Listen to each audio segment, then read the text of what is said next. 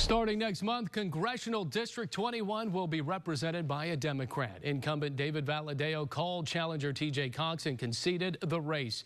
It comes after a big shift. Valadao had a huge lead on election night, but as the ballots continue to be counted, Cox eventually took the lead. Many see this as a big upset and punctuates the proverbial blue wave for the House of Representatives, flipping 40 seats. It's also our first order of business for our panel this week. Time for roll call. KC24 political analyst Jim Veros way on the end there. Also the host of his own show, Unfiltered with Jim Veros. Catchy title, of course. Kingsburg Mayor Michelle Roman, who just won another term. Congratulations to you. And Humberto Gomez, the director for Region 8 of the California Democratic Party. And of course, welcome to all. Now, as advertised here, Valadao concedes T.J. Cox soon to be sworn in as the congressman for the 21st District. Humberto, I want to start with you for this one here. Do you see this as a major upset for the Democratic Party? I do see it as a surprise, I'm not going to lie, but we always hoped, and I think the message resonated that T.J. Cox was, you know, the issues that really resonated with the district were that healthcare is tremendously important. And also, like I stated, I mean, there really was a distaste for President Trump, and they associated Congressman Valadao with President Trump. And that resonated tremendously, and you know, the work on the ground helped out, and every vote counts.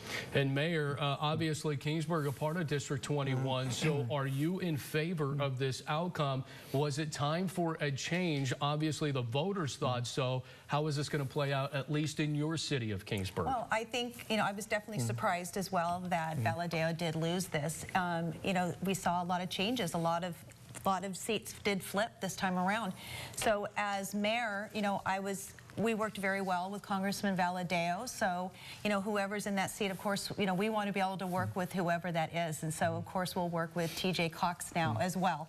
So, you know, we'll look forward to meeting with him and his staff. But we did have a really great working relationship with Valadao over the last few years, of course, and also his staff. So now we'll just be looking forward to meeting them and talking about the issues that really that affect Kingsburg. And Jim, I want to punctuate this with you. I mean, again, there was a lot of pundits that called this on election night. Valadao the winner, and all of a sudden the ballots kept coming in, and suddenly it just flipped. The 862 vote lead. Valadao concedes, so we won't see a recount here. Should there be one? Should Valadao be concerned of what we saw from election night up until this point? No, I don't think there should be, and the reason why is that this really shouldn't be a surprise in regards to the voting data. You know, obviously all the pundits definitely took a look at where the votes were coming from. So nothing really changed in regards to matching up with voter registration. Over the past few years, everyone said, hey, this district, the registration doesn't just lean Democrat, it's a strong Democrat stronghold in that district, which was always why it was a surprise when Amanda Renteria, Emilio Huerta ran and lost. Congressman Valadao always was able to say, hey, I'm sort of a, you know, not a strong proponent of Trump or things like that. He got caught up in this blue wave pretty hard in that district. So I think when the numbers started coming in, it wasn't like it spiked in one particular area. It was a pretty even defeat throughout the counties. So I really don't think there's going to be a recount. All right, so new era in District 21, and moving on to the vacancy for Fresno County Supervisor, a new era here as Andreas Borges taking his seat in the state Senate. Inquiring minds want to know who will be gunning for his position. What we do know is Fresno City Council member Steve Brandow is running. We also know who won't oppose him.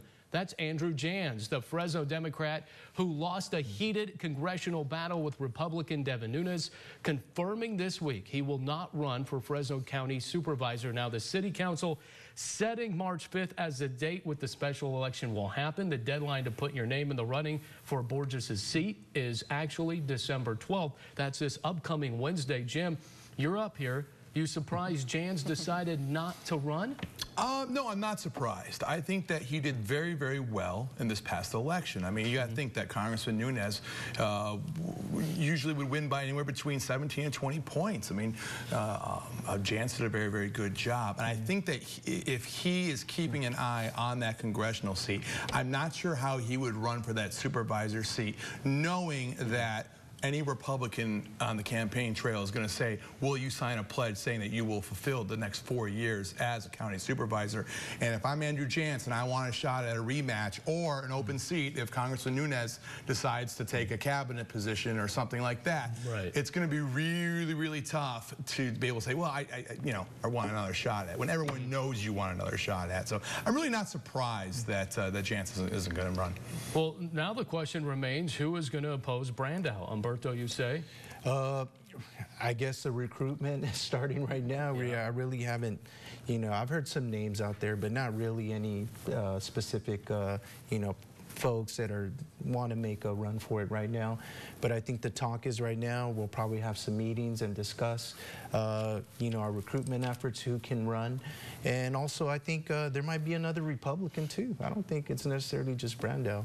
Yeah. But I think Andrew Jans too. I think he also looked at it, talked with his spouse, and was like, you know what, I really love my job with the specific unit as a prosecutor. And let me go back to that and, and do my job. And you said something interesting, Michelle, I want to get to you on this.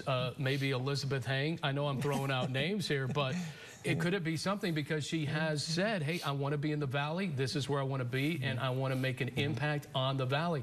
Is this where she reappears, you think? You never know. I have not heard that name, but you know what? I think at this point, he's laughing.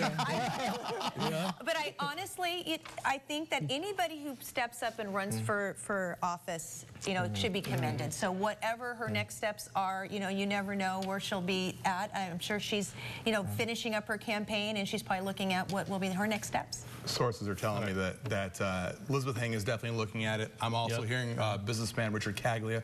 Sources are telling me that he has been taking a look at this for a while, knowing that Andreas Borges was going to be taking that seat, and he's going to be running as a Republican. Right. So you're going to see now, not like what I was saying.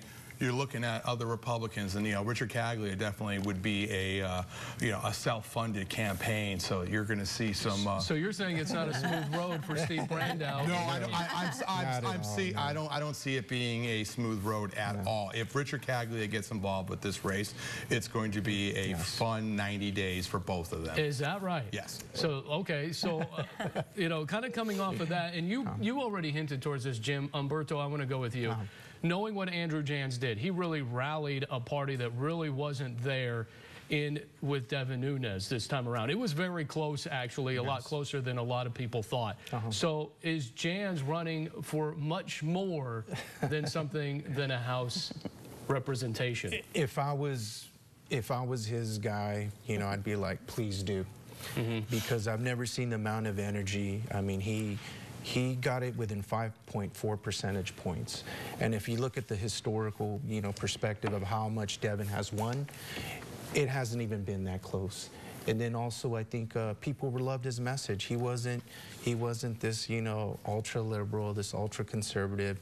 He really took the picture that I really want this because I love doing public service. I do what I do, and my message is that I want to serve the Central Valley in a better capacity than what Devin Nunes is now. So that's what his message has been, and I think he has something to look forward to, and I think hopefully that next time that the party will support him, because he did this on basically his own with his supporters. All right. Yes. We got a lot to